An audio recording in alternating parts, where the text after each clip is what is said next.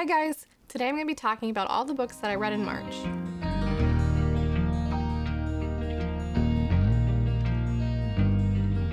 I'm going to start with a couple that I actually read mostly in February, but I didn't finish them in time to talk about them in my February wrap-up. So we're going to start with Honey Girl by Morgan Rogers.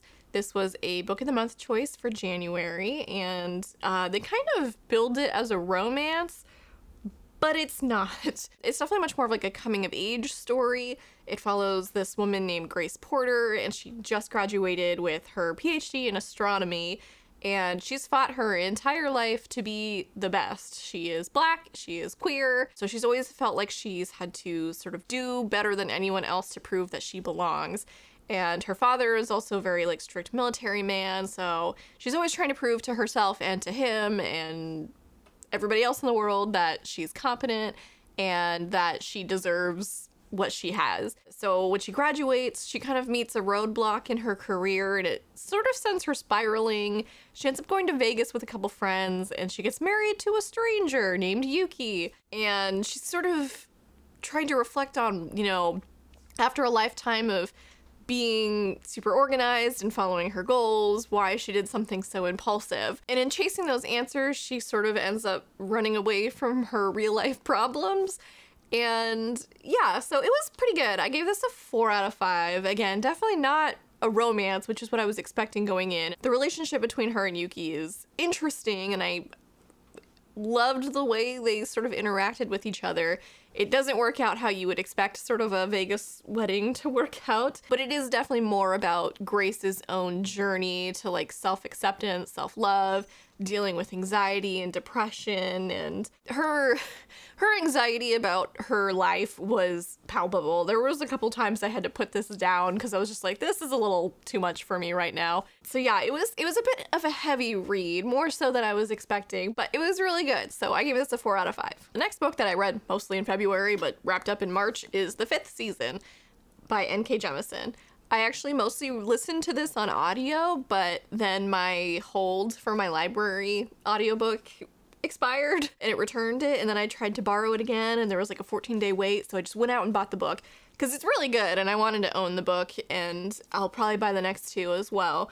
But yeah, this book is unlike anything I've ever read before. It's sort of like a post-apocalyptic dystopian sci-fi fantasy in which this world and the land is called the Stillness, which is sort of ironic because it suffers from constant like seismic activity. It's constantly moving. Every couple generations there's basically an apocalyptic event. Something happens and it wipes out a huge amount of the people living there, and it changes the terrain, and cities can't really last that long under this sort of, again, seismic activity. So communities are built and destroyed, and it was such a vivid place. Like I've heard some people talk about, like, you know, what's the one fantasy or sci-fi place that you'd want to live in if you could, and this is definitely not one of them. I would not make it very long. And there's also these people called Origins, and they're basically earthbenders. They have the ability to control some of this seismic activity. They can protect their communities from earthquakes. They can cause earthquakes. They're very powerful people, and because of their power, most normal people are terrified of them. If you show signs of being an Origin as a child, you are likely to be killed, and those who do make it don't survive on their own very long. And the one city that's sort of managed to last through several of these apocalyptic events, which are called the fifth seasons, that's where the title of this book comes from, the city has created this place called the Fulcrum, in which they collect Origins that they can find, or they breed Origins and they bring them to this sort of training center, and they're taught how to control their powers and not rely so much on their emotions. And because of this, they're able to protect this city as well as other places in the land where they're sent out on like missions and stuff. And so this book kind of follows a couple different perspectives. The main one being this woman named Esun, who in the beginning of the novel finds her son has been killed by his father, her husband. And she is an origin, and her son was an origin, so she assumes that her husband discovered that their son was an origin and killed him in a rage, and he took off with their daughter, and so she goes to hunt him down, basically. And it jumps back and forth between a couple different perspectives, but that's kind of the main one. And that perspective is told in a second-person point of view, which was very strange at first. I will admit it took me a while to get into that. I was listening to this on audiobook, and the narrator was phenomenal, by the way, but it was bizarre. I did get used to it as it went on, because it's just Esun's perspective that is told in that way. The other perspectives are told in a third-person point of view, and that's a little bit more typical. But I think N.K. Jemisin did a really good job bouncing back and forth between these two sort of storytelling styles. I don't think it would have worked for a lot of people, but it worked with this. And yeah, so I gave this a 5 out of 5. Yeah, it's, again, one of the most unique original stories I've ever read. I believe every single book in this trilogy won the Hugo Award, which is incredible. I don't think any other series has managed to win it for every book. So I'm really excited to continue on with this series. I believe the next one is The Obelisk Gate. And I haven't picked that one up yet because this was a pretty dense, heavy read. So I'm kind of waiting for the right timing for the next one, but it's a phenomenal story. Definitely recommend picking this one up. Next up is actually the only graphic novel I managed to read this month, and that is Saga Volume 4. This is actually the first volume in the series that I didn't give 5 stars. And it's not that it was bad, it's just like the first 3 were so strong. This one suffers from there being a bit of a time jump and having to sort of reestablish where our characters are, what they're up to, the situation they're dealing with at the moment was a little, not jarring, it just wasn't my favorite. And a lot of the conflict in this book stems from miscommunication and arguing, and that's just not my favorite narrative thing. But there was still a lot of humor, the art was still excellent. I can't really get too much into the plot of this because there's 3 volumes that precede this, and I don't want to spoil anything if you're interested in reading it, but I still gave this one a 4 out of 5 stars. Still really excellent, just not my favorite in the series so far. Next up is a book that I actually pulled for my blind TBR video. If you haven't seen that, you can check that out here. But that is The Kingdom by Jess Rothenberg. This is a sci-fi that sort of bills itself as Westworld meets Disney parks, and it is exactly that. It was a really interesting sort of combination of the two, but unfortunately I don't think it really transcends that idea. Again, it is literally exactly that, and it's interesting, it's fun. I just don't think it did anything like super original for the AI android sort of gaining sentience and fighting for free will sort of subgenre of sci-fi that we've seen. But it was fun, and I think it's actually a pretty good starting point if you're looking to get into sci-fi, especially if you like Westworld and Disney. It's familiar. It's a familiar starting point. But this follows Anna, and she is one of 7 fantasists, which are like these princess figures in the park. And she's programmed to be kind and charming and helpful. It also has a bit of a love story in it and also a bit of a murder mystery. So this was a pretty good story. It is YA. And I actually think in a couple parts it suffers from being YA because it sort of hints at some very dark stuff happening, but it really skirts around it. So it doesn't go like full Westworld. But yeah, I enjoyed it. It was good. I just didn't think it did anything like super unique for science fiction. Next up is, I'm a little embarrassed to be talking about this one actually, but I'm gonna go into it. And that is A Touch of Darkness by Scarlett St. Clair.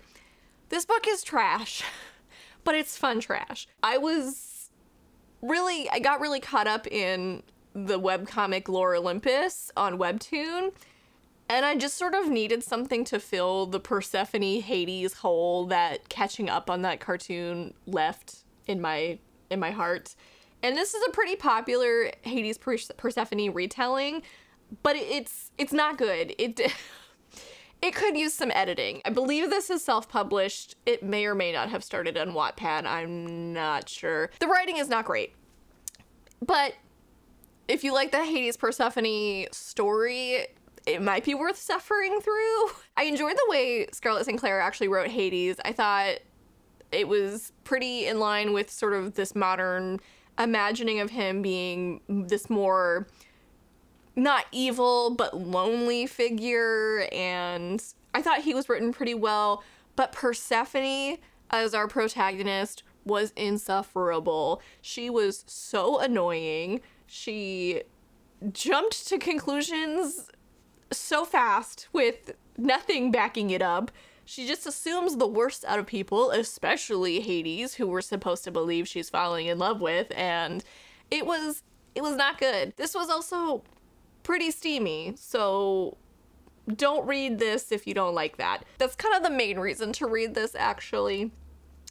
But yeah, I gave it a 3 out of 5, which is probably a little high considering the quality of it. But I had a fun time, and I can't deny that. So maybe buy it on Kindle, because it's cheaper, I think, that way. But I don't know, it was okay. Next up, we have The Echo Wife by Sarah Gailey, and I actually did a whole review video for this, so if you want to watch that, I will leave a little link up here and in my description box below. But this is, again, another sci-fi. It follows this sort of same artificial intelligence thing that the Kingdom sort of did, but this has to do with clones instead of androids. So we follow this main character, Evelyn, and she has created the technology used to clone people. But these clones aren't really legally people. They're used for sort of medical experiments or basically as organ farms. They're not meant to live long, but she finds out that her husband, Nathan, has stolen her technology and illegally cloned her because their marriage is pretty much in the dump, and he wanted a wife that would be basically the ideal version of Evelyn. And so she finds out he's cheating on her with her clone and obviously leaves him because that's a messed up situation. And this story really follows kind of the fallout from that. The clone's name is Martine, and she ends up calling Evelyn one day to tell her that Nathan is dead and she needs help hiding the body. So I was really expecting a very twisty thriller with this, and that's kind of what it was marketed as, was sort of a domestic thriller with sci-fi elements. But this was really much more of a sci-fi introspective slow burn sort of book that had elements of domestic thriller in it. It wasn't quite as twisty or as fast-paced as I was expecting it to be. So I think the rating I gave it sort of suffered from that because my expectations were not what it turned out to be. So I gave this one, I believe, a 3 out of 5. It was still pretty good, and I think for the right person, this is a 4 or a 5-star book. It was really well written, and I think if you're into more of that slow burn, introspective type of writing style, this is a good book. And it explores like free will as well as like even Evelyn's own sense of self. So it's an interesting book, just it wasn't my favorite. So I actually lied earlier when I said Saga Volume 4 was the only graphic novel that I read this month, because I read a couple others, including Displacement by Kiku Hughes. And this story follows a young woman named Kiku who is visiting San Francisco with her mother, and it really delves into her sort of grandmother's history and her experience in Japanese internment camps when she was a young woman. And Kiku actually finds herself traveling back in time, and at first it's just for a few moments, and she's following her grandmother right up until she goes to an internment camp, but then she gets brought back to the future, and she doesn't really know what's causing this sort of time slipping. But then she finds herself at the internment camps with her grandmother, and she's stuck there for like a very long time. So she's experiencing what it was like to actually be there, and realizing how little she was actually taught about this growing up, despite the fact that, you know, she lives in America now, and that's something they do sort of touch on in history classes. She never really quite understood the weight of it. So this story is really about like intergenerational trauma. It was a heavy graphic novel. It was also very educational. So I really liked this one. I believe I gave this a 4 out of 5 as well. And thank you, Stephanie, for letting me borrow it. Next up, I read another one of my blind picks for the month, which was 9 Perfect Strangers by Liane Moriarty. I picked this one up from my local bookstore a while ago for about 50 cents. I really liked Leanne Moriarty's other book, Big Little Lies, which a bunch of people have read. So I wasn't really quite sure what to expect going into this one. Big Little Lies is definitely more of like a multi-POV domestic drama with thriller elements. This one started off so quirky. It honestly had more of like a Frederick Bachman Anxious People vibe, where you have like this large ensemble of very zany characters. And it's about these 9 people who all go to this luxury health retreat, and they're all kind of looking for different things. Some of them are looking to lose weight, some of them are looking for some peace, some of them are like, there's a couple couples who are having relationship issues that they're looking to solve. And this woman, Masha, she's the director for this health retreat, is trying to save them all from themselves. And she has very unusual methods. So yeah, I had a bit of a hard time getting into this one. Any book that juggles like 9 to 12 different POVs is gonna be hard to kind of keep straight, but eventually you sort of learn everyone's sort of past traumas and why they're all there, and I think that was handled really well. There were quite a few really good characters in this that I enjoyed. Masha was insane, and there was a certain point around the halfway mark that I was literally saying, oh my god, out loud like several times.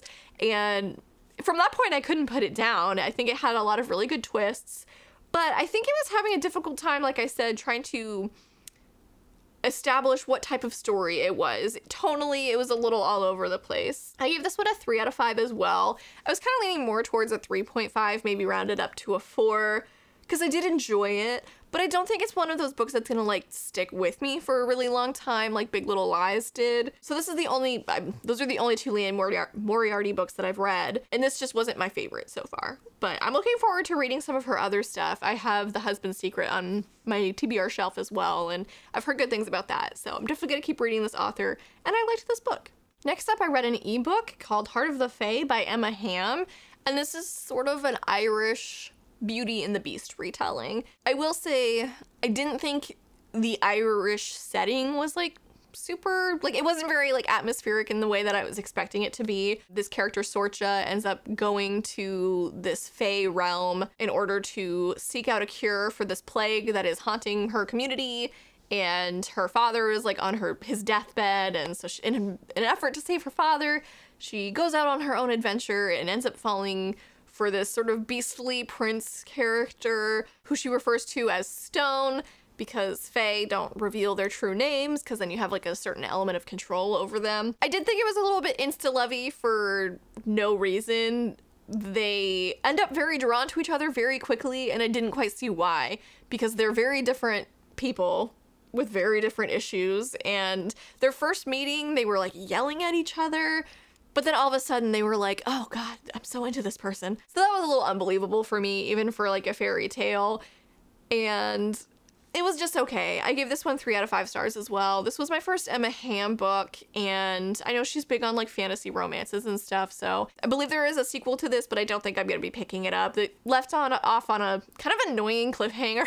And like at that point I was like, this could have just been one book. Like you didn't need to separate them into 2, but whatever. It just wasn't for me. Next up, I read Where the Heart Is by Billy Letts, which was another one of my blind TBR picks. I picked this one up on a whim from like a Goodwill for like $2.99. I've loved the movie since I was a kid. I have very fond memories of it. I think it was the first Natalie Portman movie I ever watched besides Star Wars. And yeah, I don't know. This is definitely like chick lit, but I made my boyfriend watch it and I think he liked it too.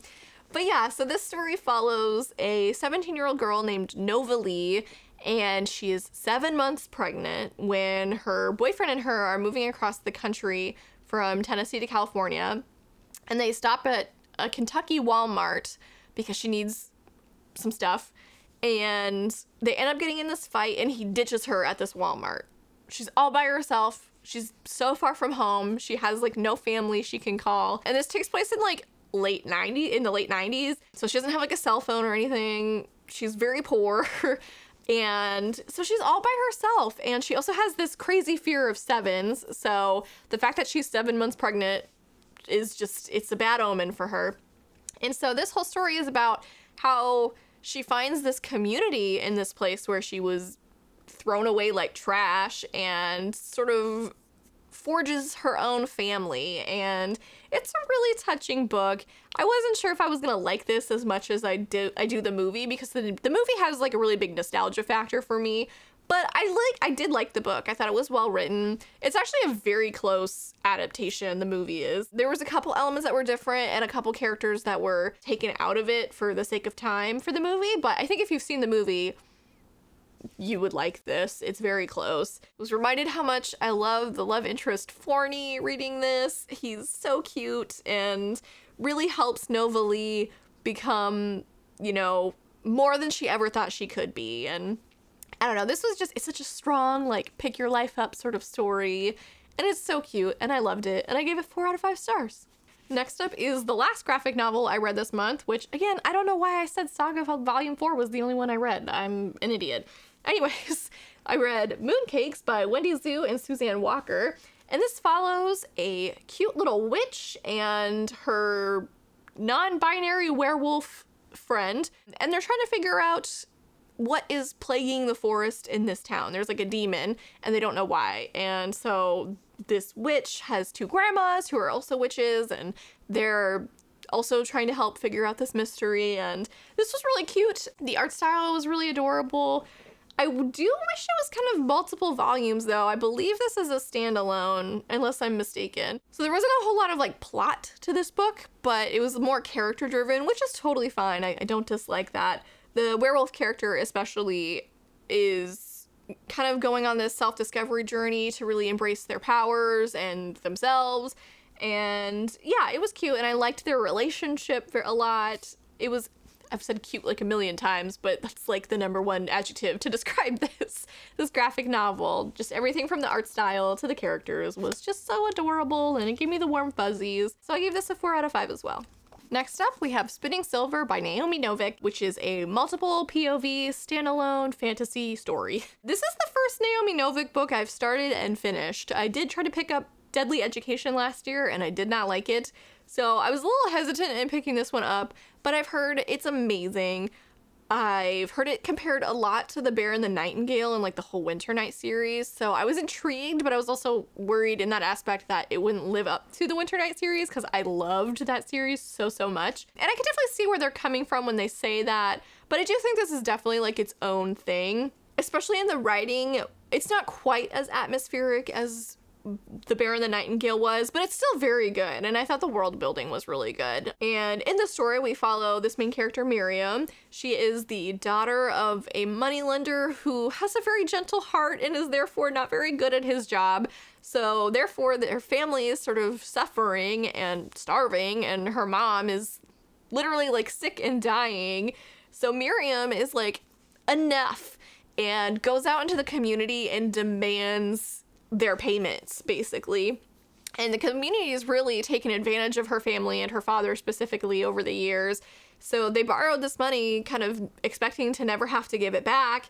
And Miriam doesn't stand for that anymore. She's tired of being walked all over, and she realizes that people start to hate her for this, but she turns her exterior cold. Like, she doesn't care because she wants to provide for her family. She's sick of seeing them suffer. She gets to be very good at this and sort of ends up bragging that she can spin silver to gold. And this Fey Lord, they're referred to as Sterix in this story, overhears this boast and one day demands that she turn a pouch of Sterix silver, which is enchanted, to gold. And she obviously literally can't do this with magic or anything, but she's able to sort of like hustle and get this money converted into gold, and she actually makes a profit off of this even. So when she returns the gold to the Sterix, he's honestly like surprised, and then tells her if she does it 3 times, he'll take her as his wife. And she's not really sure she wants that, but like, humans can't really refuse Asteric anything, as they are magical and will kill her basically if she doesn't follow through. So that's sort of the main plot we're following. But there's also a couple other characters that we follow, and it's such a strong cast of ladies. I loved this story. So we also follow a character named Wanda, who actually works for Miriam. She sort of goes and ends up collecting the money for Miriam and her family after a while, and starts learning math, which she believes to be magic. And she is inspired by Miriam's strength, and her family situation is really bad. But after a while of working for Miriam, she starts kind of scheming on how to like get out of this bad family situation, and she comes to love Miriam for like the strength that she has given her. And we also follow this character Irina, who is the daughter of a duke, and at first their stories are very distant from one another, but she ends up with some jewelry that was created from the steric silver that Miriam ended up, you know, trading into gold. She ends up with a ring, a necklace, and a crown, all made of this steric silver, which is enchanted, and it basically makes her beautiful enough that her father believes he can marry her to the Tsar, and that becomes the whole thing because the Tsar isn't quite who he seems to be, and she ends up also getting wrapped up in an enchanted kind of mess. So all three of these women are really fighting for agency to better their life situations, and I loved the way like all their paths crossed. It was so good. I gave this a 4.5 out of 5. Again, I loved the characters. I thought the plot and the atmosphere were really good.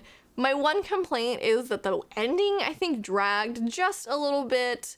It was maybe like 50 to 100 pages too long in my opinion.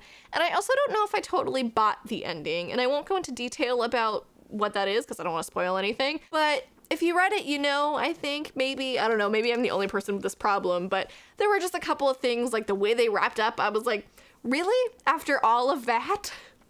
But yeah, overall, really enjoyed this book, and I'm looking forward to reading Uprooted by Naomi Novik as well, because I loved this one so much, and I'm hoping to read a little bit more by her after A Deadly Education wasn't quite such a hit for me.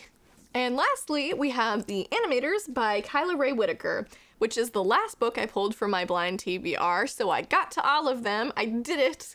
Very proud of myself. This one was a ride. I actually finished this just last night, so I'm still sort of processing everything.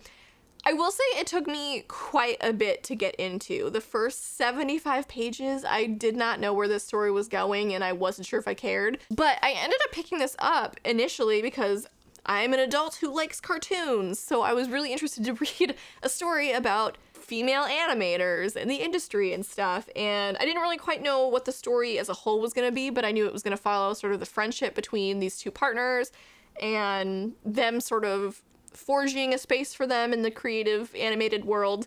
But it's so much more than that. It follows these two characters, Sharon and Mel, and they meet in art school, and they both sort of form a bond over their very similar, like, white trash backgrounds and their very obvious talent for cartooning.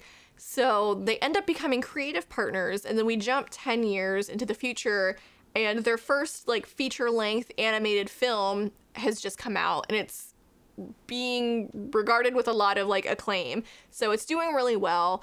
They just won this huge grant to fund their next project, but they're sort of falling apart. I don't know if it's unnecessarily under the pressure of the attention or the money, because they don't know what they're gonna do next.